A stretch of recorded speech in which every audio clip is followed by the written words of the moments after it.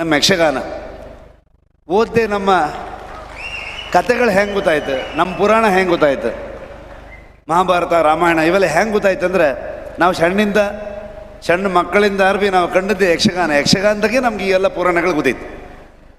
ಹಾಗಾಗಿ ನಾನು ಮೊದಲು ಬಣ್ಣ ಹಚ್ಚೋದು ಕೂಡ ಅಲ್ಲಿ, ಅದು ನೀವು ಹೇಳ್ರಿ ಭಾಳ ಚಂದ ಮಾಡಿ ಎಡಿಟ್ ಮಾಡಿದ್ದೀರ. ಇದೇ ಆ್ಯಕ್ಚುಲಿ ಇವತ್ತವರೆಗೆ ಬಪ್ಗೆ ಕಾರಣ ಆದ.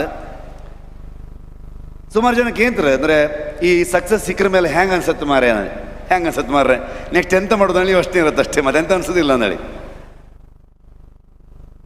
ಈ ಯಶಸ್ಸು ಇದನ್ನೆಲ್ಲ ಹೆಂಗೆ ಹ್ಯಾಂಡಲ್ ಮಾಡ್ಕೊಳ್ಳಿ ಕೆಲವ್ರಿಗೆ ಅಂತಾರೆ. ನಾನು ಅವರಿಗೆಲ್ಲ ಹೇಳೋದು ಒಂದೇ, ಯಶಸ್ಸು ಅನ್ನೋದು ನಿಮ್ಮ ಖುಷಿಗೆ, ನಿಮ್ಮವ್ರ ಖುಷಿಗೆ, ನಿಮ್ಮನ್ನು ಆಶೀರ್ವಾದ ಮಾಡಿದವ್ರಿಗೆ ಆಗೋ ಖುಷಿಗೆ, ಅದು ನಿಮ್ಮ ಮನಸ್ಸಲ್ಲಷ್ಟೇ ಇಟ್ಕೊಳ್ಬೇಕು. ಅದು ಯಾವತ್ತೂ ತಲೆಗೆ ಹೋಗಬಾರ್ದಂತ.